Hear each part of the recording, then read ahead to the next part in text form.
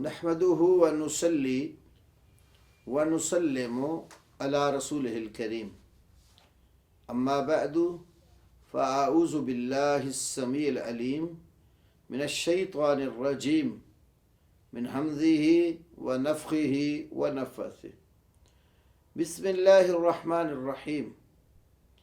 बुलुगुल मराम की अब हम जो हदीस पढ़ने लगे हैं, यह हदीस नंबर 7 है। वअन रजुलिन साहिबन नबिय्य सल्लल्लाहु अलैहि वसल्लम क़ाल नहा रसूलुल्लाहि सल्लल्लाहु अलैहि वसल्लम अन तग़तसिलल मरअतु बिफ़ज़लिर रजुलि अविर रजुलु बिफ़ज़लिल मरअति वलयग़तरिफ़ा जमीअन। अख़रजहु अबू दाऊद वन्नसाई व इस्नादुहु सहीहुन। हाफ़िज़ इब्न हजर अस्क़लानी रहमहुल्लाह ने ये जो 7वीं हदीस बुलुगुल मराम के अंदर तहारत के चैप्टर में ज़िक्र की है, पानियों के बयान में, तो ये नबी करीम सल्लल्लाहु अलैहि वसल्लम के एक सहाबी से ज़िक्र की है। उस सहाबी का नाम ज़िक्र नहीं किया। वअन रजुलिन, और एक शख्स से रिवायत है, साहिबन नबी सल्लल्लाहु अलैहि वसल्लम, जो नबी सल्लल्लाहु अलैहि वसल्लम का साथी बना। काला, उन्होंने कहा, नहा रसूलुल्लाह सल्लल्लाहु अलैहि वसल्लम, रसूलुल्लाह सल्लल्लाहु अलैहि वसल्लम ने मना किया, रोका, अन तग़तसिलल मरअतु, कि औरत गुस्ल करे, बिफ़ज़लिर रजुली, आदमी के बचे हुए पानी से, अविर रजुलु, या आदमी गुस्ल करे, बिफ़ज़लिल मरअति, औरत के बचे हुए पानी से, वलयग़तरिफ़ा जमीअन, दोनों इकट्ठे पानी का चुल्लू भरे और अपने ऊपर डालें। इस हदीस को इमाम अबू दाऊद और नसाई ने रिवायत किया है और इसकी सनद सही है। यही हदीस जो यहाँ पर बयान हुई है और भी कई एक कुतब में है, और इसी माने की कुछ और अहादीस हैं जो आगे हाफ़िज़ इब्न हजर ला रहे हैं। तो इस हदीस से एक बात तो ये मालूम हो गई कि नबी करीम सल्लल्लाहु अलैहि वसल्लम के सहाबी का हदीस बयान करने में अगर नाम ना भी ज़िक्र हो और नीचे सारी सनद सही हो सहाबी तक, तो वो हदीस सही शुमार होगी। सेहत की शराइत बाकी पूरी हो तो वो सही शुमार होगी। सहाबी के नाम का ज़िक्र ना होना वो उस रिवायत के ज़ईफ़ होने की दलील नहीं होता। इसलिए इब्न हजर ने आगे हुक्म लगाया कि इसकी सनद सही है। तो तलबा के लिए ये कायदा भी याद रखने वाला है कि जहालतु अस्माइस सहाबाती ला तदुर्र, सहाबा के नामों का मजहूल होना ये मुज़र नहीं है। इसलिए कि तमाम अहलुल हदीस अहलुल सुन्ना का ये इत्तिफाकी मौक़िफ़ है कि अस्सहाबा तो कुल्लुहुम सदूकुन अदूलुन, कि नबी पाक सल्लल्लाहु अलैहि वसल्लम के तमाम सहाबा सच्चे और आदिल हैं। ख़तीब बगदादी रहमहुल्लाह, जो इल्म हदीस के अंदर बहुत बड़े इमाम माने जाते हैं और फ़न हदीस के हर शोबे में ख़तीब बगदादी रहमहुल्लाह ने कुतब मुरतब की। अल्हम्दुलिल्लाह हमारे पास यहाँ ख़तीब बगदादी की काफ़ी सारी कुतब उसूल हदीस पर मौजूद हैं। उनके किताब यहाँ पढ़िए, अल-किफ़ाया फ़ी इल्म रिवाया। अल-किफ़ाया फ़ी इल्म रिवाया में ख़तीब ने पूरा एक चैप्टर इस मौजू का रखा है कि तमाम सहाबा सच्चे और आदिल हैं। फिर कुरान की आयत और हदीस लाकर इस मौक़िफ़ को वाज़ेह किया है। क्योंकि हमारे नज़दीक अल्हम्दुलिल्लाह नबी सल्लल्लाहु अलैहि वसल्लम के तमाम सहाबा सच्चे और आदिल हैं। किसी सहाबी के ऊपर जरा करना ये ईमान के मुनाफी है। اگلی بات، نبی صلی اللہ علیہ وسلم نے خاوند اور بیوی کو منع کر دیا اس بات سے کہ اگر خاوند نے پانی پڑا ہوا تھا، یہ ٹب ہے اس میں پانی ہے، غسل کیا، پانی بچ گیا، تو اس سے خاوند کی بیوی غسل نہ کرے، اور اگر بیوی نے غسل کیا اور پانی بچ گیا تو اس سے مرد غسل نہ کرے۔ اب یہ نہی ہے، نہا رسول اللہ صلی اللہ علیہ وسلم۔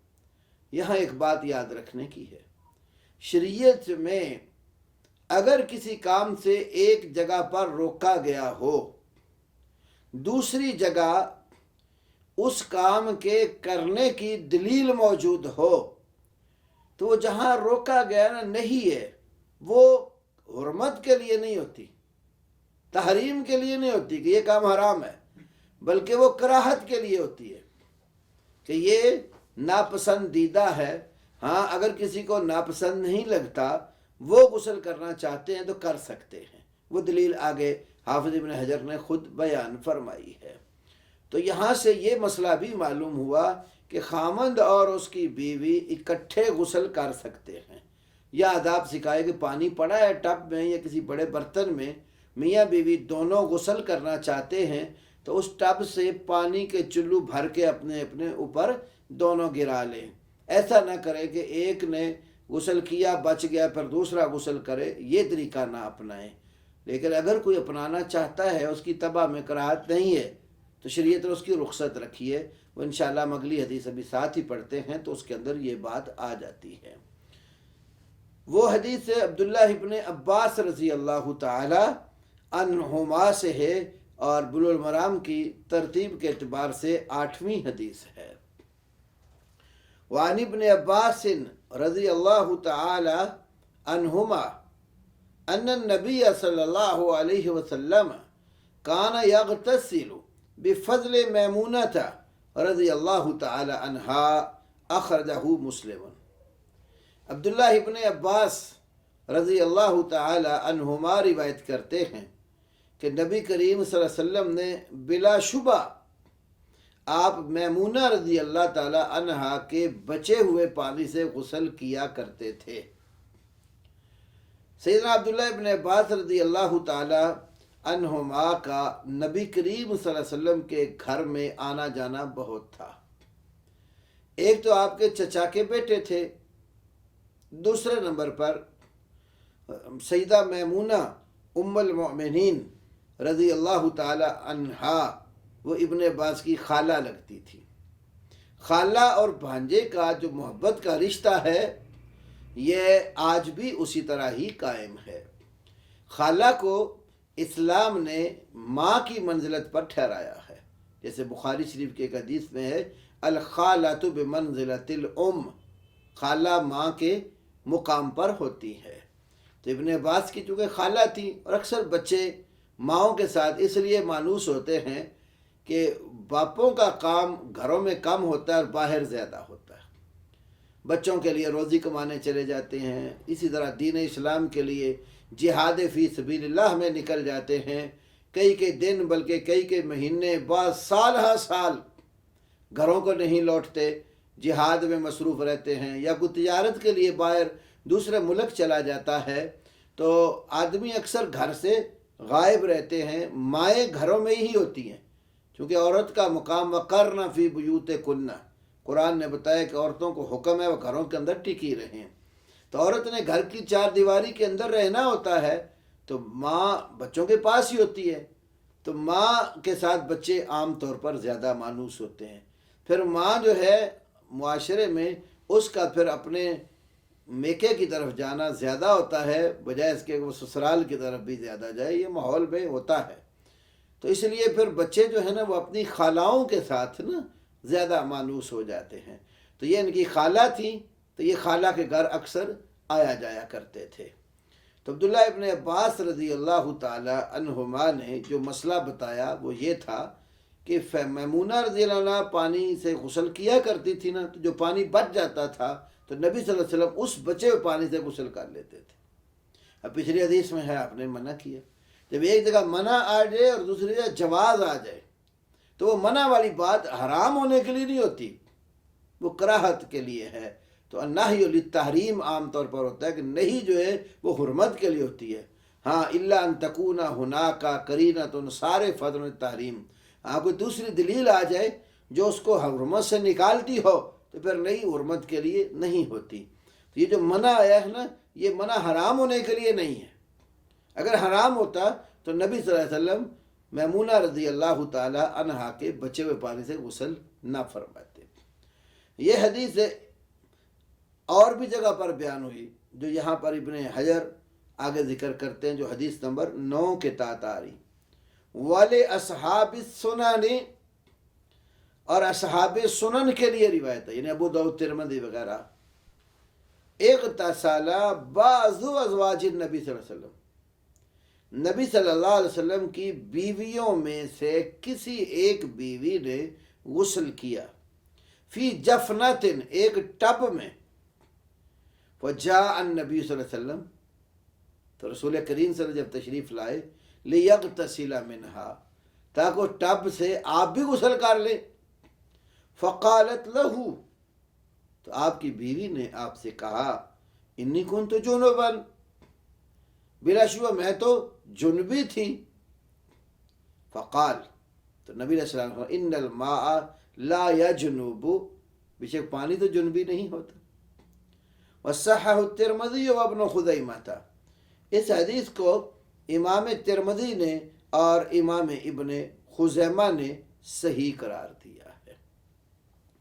یہ حدیث بھی بتا رہی ہے کہ رسول کریم صلی اللہ علیہ وسلم نے اپنی زوجہ کا بچا ہوا جو غسل کا پانی تھا، جنابت کی وجہ سے انہوں نے پانی میں ٹب میں غسل کیا تھا، تو پانی بچ گیا تھا، تو اللہ کے نبی صلی اللہ علیہ وسلم نے اس سے غسل کرنے کا ارادہ فرمایا. یہ بھی اس بات کی دلیل ہے کہ عورت کے بچے ہوئے پانی سے آدمی کا غسل کرنا شرعاً جائز ہے. پھر دوسری بات یہ معلوم ہوئی کہ پچھلی حدیث میں ابن عباس رضی اللہ تعالی عنہما نے آپ کی اس بیوی کا نام ذکر کر دیا. اس حدیث میں بعض ازواج نبی کا ہے کہ بیویوں میں سے کوئی ایک بیوی تھی، کون سی تھی وہ ذکر نہیں ہوا. یہاں ایک محدثین نے بلکہ مفسرین نے بھی ایک چیز کتابوں میں ذکر کی. بعض دفعہ قرآن پاک میں یا حدیث کے اندر کسی چیز کا ذکر ہوتا ہے لیکن اس کا تعین نہیں ہوتا، وہ مبہم رکھی ہوتی ہے، اور دوسری جگہ اس کا تعین آ جاتا ہے. پھر وہ کیا محدثین کیا کرتے ہیں، ایک حدیث ذکر کرتے ہیں جس میں تعین نہیں ہے، پھر دوسری حدیث لا کر وہ جو ابہام ہوتا ہے اس کو دور کر دیتے ہیں کہ اس بندے سے یا اس جگہ سے یا اس چیز سے یہ چیز مراد ہے. اس پر قرآن حکیم میں بھی کام کیا گیا ہے. جیسے قرآن میں مثلا وَاسْأَلِ الْقَرْيَةَ، بستی سے پوچھ، مراد آل بستی ہے. کون سی بستی تھی قرآن نے ذکر نہیں کیا.